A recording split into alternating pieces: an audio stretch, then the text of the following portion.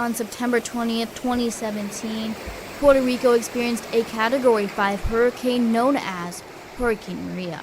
At 5 a.m., a hurricane with a wind speed of 175 miles per hour made landfall, knocking out the power to 3.4 million people's homes.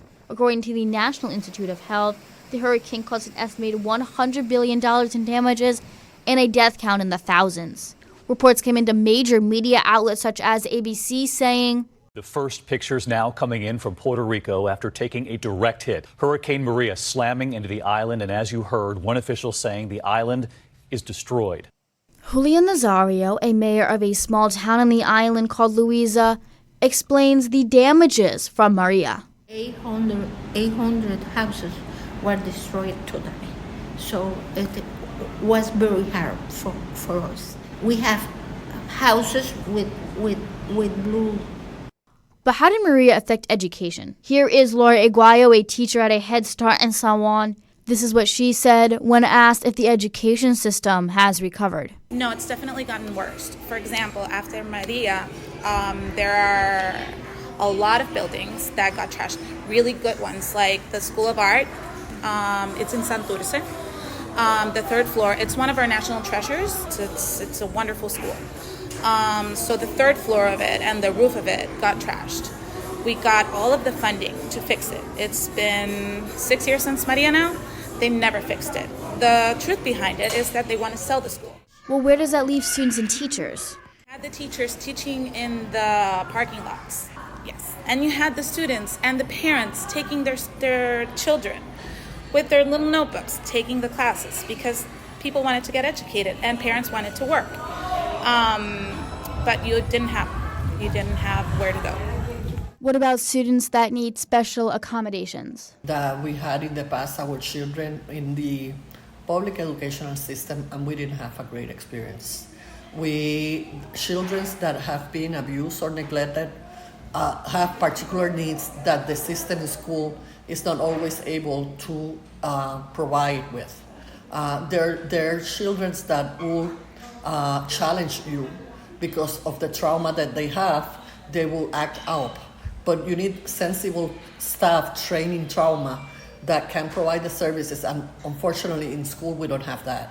So there was a year that it was very difficult that we have like 5 children in a public school, and they would call us every day for us to pick 2 of them. And every day our social workers have to go to a school to tell the school, no, they need to remain here because they have a right for educational services. And I'm not gonna bring him home back because if I do bring him every day, they will not receive the education. That was Carmen Rivera, the executive director for Hogar de Nitra Jesus. Hogar de Nitra Jesus is a 30-plus-year-old nonprofit organization that provides services for children 0 to 7 who are victims of child abuse and neglect. Head Start provides full-day, year-round care for families, particularly those with children that have disabilities and are below the poverty level. This program lasts to the age of 6. But what happens when these kids, when they graduate? Do they get the care that they need from the public school system in Puerto Rico? Here is Eileen Guzman, the vice president of Head Start and Early Head Start in Puerto Rico. All of us in Head Start have dreamt of having similar support services for the children that leave us, to begin their kindergarten through 12th grade experience.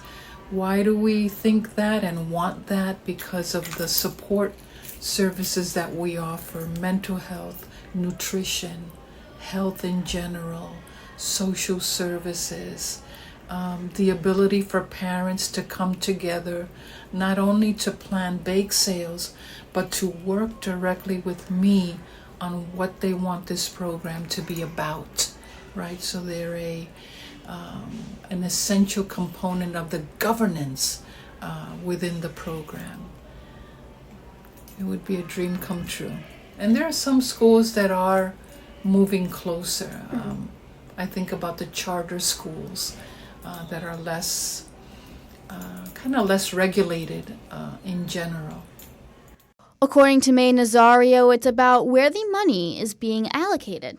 We have a lot of money from USA. Federal funds. The problem is here in Puerto Rico. Every year we didn't use all the money all the federal funds. So money that have to go to our child stayed in one office and in administrative work. So I think that we have to work so that money went to the school, to our students, to do more, and they have all they need for the education.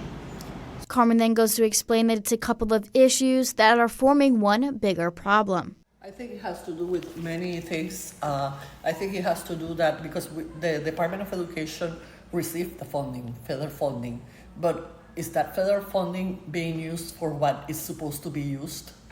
I mean, we have stories in Puerto Rico, sadly, of corruption within the department. We had 2 secretaries that went to jail, you know. So funds are not being used where they need to be used. And unfortunately, funds do get to Puerto Rico, but they do not get to the school, and they do not get to the children. We also have a problem in terms of staff and human resources.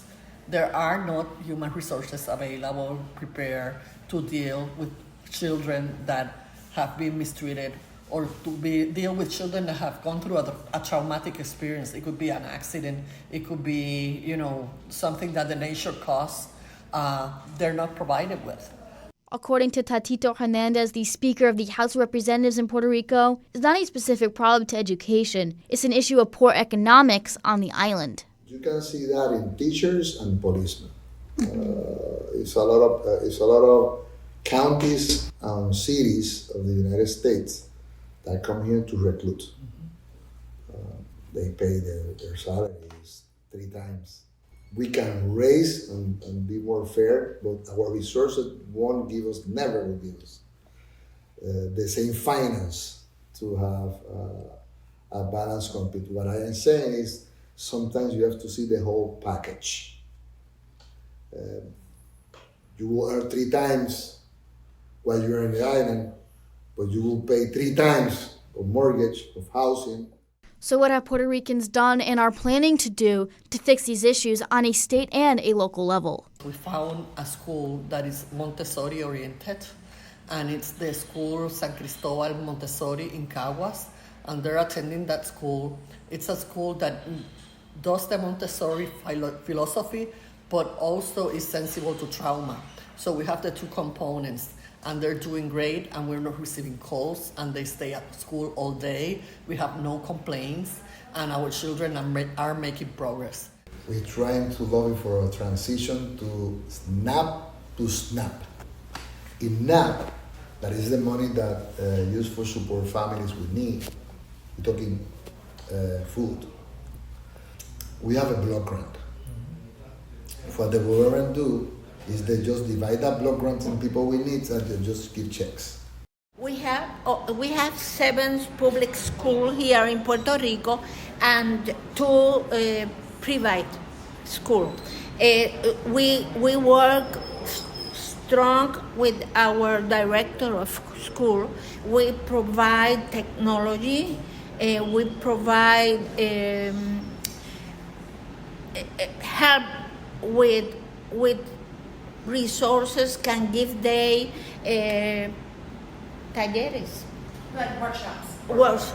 And we have a bilingual school here in Loíza. It's a municipality bilingual school. We have I asked Mayor Julia and Assistant Mayor Mara de Limata if they had the chance to go up to the United States House of Representatives, what would they tell them? 5th grade. And the school, we are very, very proud of the work we are doing there with Loiseña. We need to be treated equally. Reporting from Puerto Rico, I'm Amber Bianchi for WRHU.